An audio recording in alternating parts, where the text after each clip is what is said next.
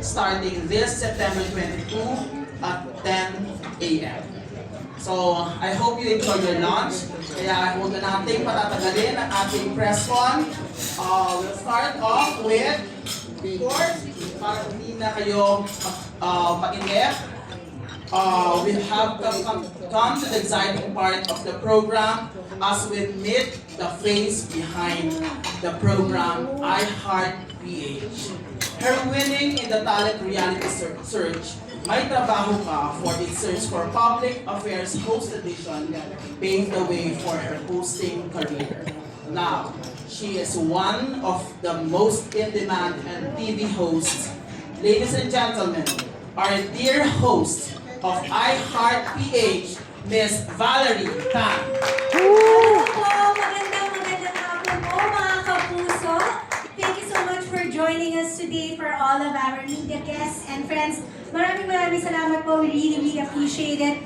And we're gathered here today because we are so excited to share with everyone that our lifestyle show, I Heart PH Season 9 will air in its new home on GTV. Yeah. It will premiere on September 22, Sunday, 10 a.m. And then the next day, meron siyang streaming on GMA's YouTube channel, and we will also air on GMA Live TV. So I'm very proud of the show. You know, for so many years, diba, after the pandemic, we are still here. And the goal of the show is really to uplift the image of the Filipinos and to really inspire the Filipinos. Kasi diba, so many bad news all around. Overall, we just want kahit mga 30 minutes lang na meron tayong good vibes and talagang ma-capture namin yung tibok ng pusong Pinoy. And also, gusto ko lang din ipagyabang that iHeartPH is produced by TV8 Media. It is an award-winning production company. A big round of applause for TV8 Media. Yes, with our head, Ms. Vanessa Versosa. So TV8 Media has produced shows like Dear SV, Business Matters with Pinky Webb.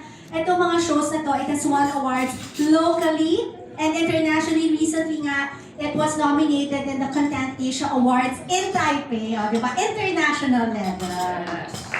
And for Season 9, meron ding special because we have collaborated with Habitat for Humanity. Can we give a big round of applause for the team of Habitat for Humanity joining us today? Yes!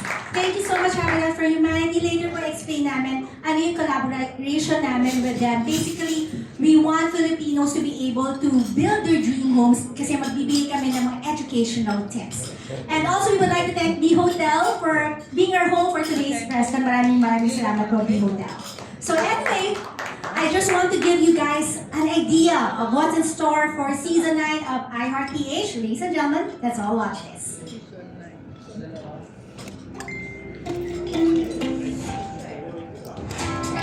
Lahat tayo nangangarap na magkaroon ng sarili nating bahay. At bakit naman hindi? Lalo pat having a place of our own can bring about many things. A happy life, a happy family, a happy space where we can create lasting memories and dreams to build on. Pero kung mangangarap ka rin lang naman, why not aim for the perfect home that you can truly call yours? And kung tayo ay magpapagawa ng sariling bahay, dapat we do it right and we build it right. But if you have no clue on where to start, well, don't you worry because you guys are in for a treat. Because more than just sharing stories na talaga namang may tibok ng pusong Pinoy, sagot na rin namin this season ang guides and tips when it comes to building your dream home right. Sisikapin namin mabigyan kayo ng mga tamang suggestions at tips na pasok sa inyong pandasa para ang inyong dream home ay maging reality. At ang pinakamahirap na tanong, paano nga ba ito sisimulan? Ang una mong dapat itanong sa sarili mo when planning to build your dream home is, magkano ba ang budget? Napakalaga na matukoy mo muna how much are you willing to spend and how much are you willing to compromise in case the cost doesn't match your vision. Kung nahihirapan naman kayo, well, don't worry kasi nandito kami to guide you and provide you budget-friendly choices and affordable financing without breaking your bank. Mahalaga rin na mahanap mo ang ideal location for your dream home. Malapit ba ito sa workplace mo? Conveniently located ba ang house to nearby markets and have access to living essentials? At syempre, is the area prone to floods and disaster risks? Importante i-consider mo lahat ng ito if you want to ensure a safe and nurturing space. Choosing the right yet affordable materials for your home without sacrificing safety should also be a top priority. Mula pundasyon, pader, kisame, pintura, hanggang bubog, kailangan tama ang materyales at ekspertiga ng pagkakatayo ng bahay ninyo. Lalo na ang mga essentials na ito ang siyang nagsisigurong livable ang space na tinatayo for you and your loved ones. Siyempre, nandiyan din ang usapin ng firewalling and electrical wiring na magsisiguro na ligtas ka at ang pamilya mo from any possible dangers. Hindi basta-basta ang usapin ito, dahil seryosong usapin ang faulty wiring at fire safety. Mabuti ng dekalidad at kumausap ng tamang eksperto to ensure the safety of your home. Patikim pa lang ang mga yan sa handog naming mga episode para sa inyo this special season of iHeartPH. Kaya tutok lang, malay nyo, ito na ang simula ng inyong journey in building your dream home. That is right, patikim pa lamang yan sa darating na season 9 ng iHeartPH. At dahil gusto namin itong gawing extra special, aba, linggo-linggo, may makakasama kami na mga co-host at mga content creators. Let's watch this.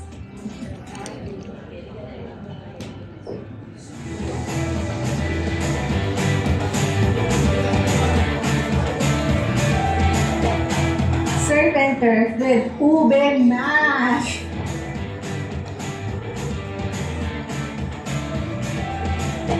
And the best woman or man win. Let's do this back Oh, the shooters. Hi, I'm Architect Diane Florendo. Bago ang construction, dapat talaga kino-consider ang lupa. So, kailangan natin mag-hire ng mga professional. Bakit po kayo lumapit sa professionals pag nagpapag? Napansin ko parang very young, very bata pa ang mga clients natin ngayon. Yung architect kasi is the one who will ultimately to construct your dream house. We need to select our site properly. Need to define kung ano yung location ng bahay mo within your property is again your criteria. Mas makakatipid tayo, ay mas maganda yon.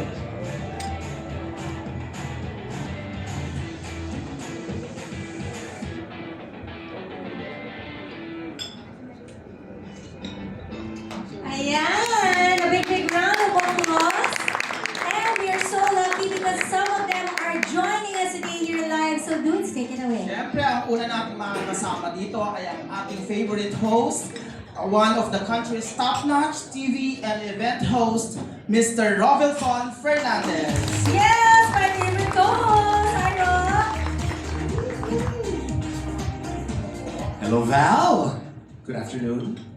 Okay. Magandang hapon, everybody. Thank you so much for being here with all of us. So grateful for your participation and being here and supporting us. So thank you for the kind invite. Okay. Thank you, Rovelson. And next, our experts and influencers. You've seen them in the VTR. Architects, Danny and Diane. The duo. Husband and wife team. Yes.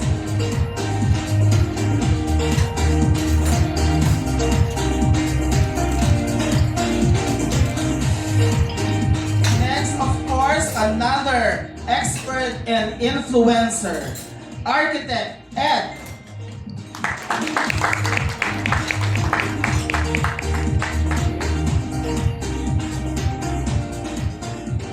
Okay, that completes the lineup for today's press con. At syempre, Val, gusto nating kausapin isa-isa muna kung ano ang pwede nilang i-share at what we'll expect them from this season. Yes, take your seats first. Sige, go ahead. Thank you. Let's start this conversation. Okay, we'll start with Architect Diane. And of course, ang kanyang husband na si Architect Danny. Go ahead. Hi everyone, I'm Architect Diane, and for this season we'll be sharing our knowledge para matulungan ng fellow nating kababayan sa kung paano magpatayo ng bahay. At kung meron man kayong mga tanong, pwede namin sagutin para mas makatulong sa inyo. Yeah,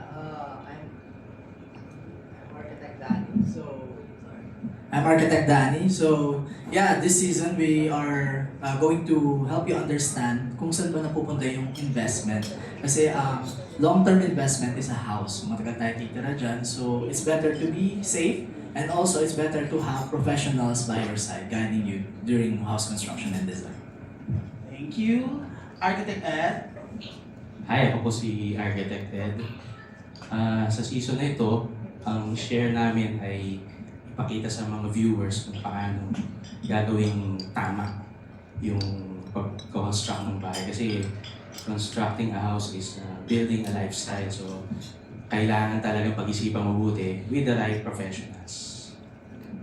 Thank you. Rob Lozano. All right. And of course, with the knowledge and expertise from our co-hosts in that world, I myself as a co-host will then string it all together alongside Valerie. And we're going to present it in a way where efficiency and conservation and going green and sustainability and making your home last, because this home is built forever. That's the mentality we're going to have. And that's the way we're going to push these segments. So going to be doing that in cooperation with our friends at Habitat for Humanity. So we're so glad that they're going to provide their tutelage and knowledge in regards to that as well. So it's all about making this home last and provide the love that a home gives one and to their family, and we're truly looking forward to that. And this is actually very close to Rob's heart because you're building a home. Tama ba? Currently. Yes, absolutely. I still have some plywood dust on me right now. We were just putting up shelves this morning, but yes, this is near and dear to my heart. I am actually going through real time in building a home right now. My second home, actually. I had a home before, sold it, and now this is another home with my family. So super excited, and yeah, this is in my wheelhouse now currently. So thank you, Val. Val, before we start the press con proper, anything that you want to say? Yes, for this coming launch notes for September 22, aside from of course our collaboration with our architects and Habitat for Humanity, pumunta rin kami ng Bohol. So makikita natin yung iba't ibang magagandang tanawin sa Bohol. So sana samahan nyo kami sa aming first ever episode for season 9. Okay. We'd like to reiterate that we have this partnership with Habitat for Humanity's Terwilliger Center for Innovation in Shelter in the Philippines. Thank you. Thank you to that our partners. Okay. So, ayan. Baka may gusto kayong tanong, baka may gusto kayong i-renovate, improve, pwede rin sa ating mga architects. So, we have this Romel Placente. Thank you. Kayo po sa mga architects. Kayo po ba naniniwala sa mga sinasabing punsoy? Kailangan pag magpapatay pa dapat ganito yung party ng sa lugar, yung gano'n po. Yung gano'n. Naniniwala po ba kay Chris Aquino sa punsoy? Yes, of course, we consider also feng shui during the design process. Sometimes we have traditional beliefs like the pinaka-kilala is the Oro Plata Mata for the stairs. Of course, Oro means gold, Plata means silver, and Mata means death in some cases or bad luck. But we try to consider the client's necessity, but some of the clients don't believe in it. But as much as possible, mas maganda i-incorporate siya just for the culture of the Filipino. Yung pong jowa niyo sa architect. Yung maganda. Architect yan. Yeah.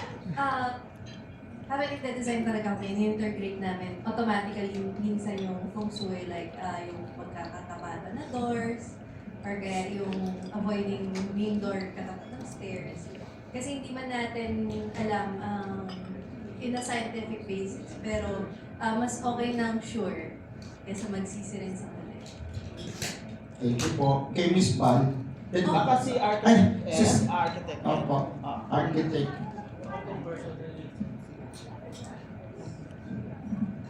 Personally, I don't believe in feng shui. Pero yung client ko, tatanungin ko muna siya kung naniniwala siya sa feng shui. Kasi kung hindi, diretso na kagad ako sa drawing table. Pero kung naniniwala siya, encourage ko siya na mag-consult sa, kasi ibang discipline yung feng shui. May ibang professional na bibigyan ng services.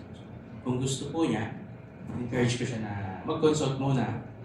Tapos gawa sila ng wishlist. Saka nila ako babalikan para i-apply ko yung mga wishlist nila. Incorporate ko yung feng shui doon sa National Building Code, sa mga standards, i-design ang bahay. Thank you po. Kay Miss Val na hawig ni Ton Gonzaga. Aside po sa mga lugar na napuntahan niyo na po, meron pa po ba kayong gustong-gusto na mapuntahan? Sa Philippines, gusto kong sana mapuntahan yung Batanes. Kasi I've never been there. Everyone who's been there is always raving how beautiful it is. So, hopefully, one day, di ba, sana sa season 9 ng iHeartPH, mapuntahan natin yung Batanes. Kasi ang dami nating magaganda pang places sa Philippines na hindi talaga natin na ma-maximize. So, before we go out of the country and enjoy international places, puntahan muna natin yung mga may pagmamalaki nating lugar sa Pilipinas. Thank you po, Miss Val. Pakyawan, si Romel. Thank you. Merong next question, si Jeff of Daily Tribune. Hello po, good afternoon. Hindi ko alam kung sino pwede ang sasagot, pero paano po nabuo yung connection with Habitat for Humanity? Yon. At saka paano tayo nakabuo ng ganitong concept? I think I can best explain it, no? Kasi TV8 Media, the producer of iHeartPH, has worked with Habitat for Humanity for a different show previously. And then, napakaganda ng collaboration nila. It was very productive. And at the same time, it inspired a lot of Filipinos. And that's why it also inspired the producers at TV8 Media to make this an advocacy. To really inspire Filipinos na kasi mga Pinoy mahilig mag-DIY sa bahay, ganyan, di ba? Pero syempre, gusto natin sabihin sa kanila na, alam niyo, it's better minsan to hire an architect kasi mas makakatipid ka in the long run kaysa nagtitipid ka in the short term pero magkakaroon ng mga sira sa bahay or most importantly, hindi pa safe. So that is why it is the show's advocacy to really educate and inform the Filipinos. Para lahat tayo, di ba? Meron tayong dream home. Dahil pangarap naman natin lahat yan, di ba? Okay, next question is second question. Paano po mapasok yung mga subject? Masusulat ba sila or choice yun ng may research pa? Paano nyo sila pinipili? The TV8 Media team, yung aming mga napakagagaling at napaka-award-winning na director, our script writers, everyone really collaborates hand in hand with also Habitat for Humanity and to ensure na yung mga topics na ipapakita namin is very, very relevant for the viewers. Okay. From this corner, syempre may tanong si Miss Rose.